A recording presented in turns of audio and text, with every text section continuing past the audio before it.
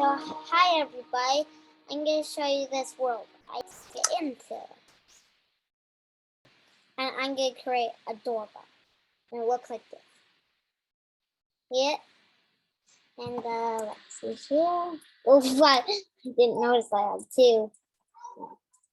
Watch this. And obviously, place people.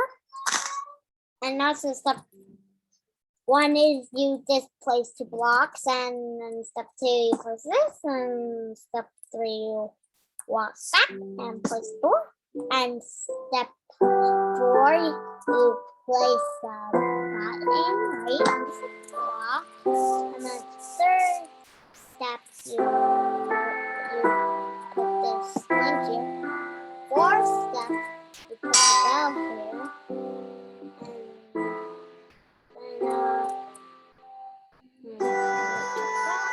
yep.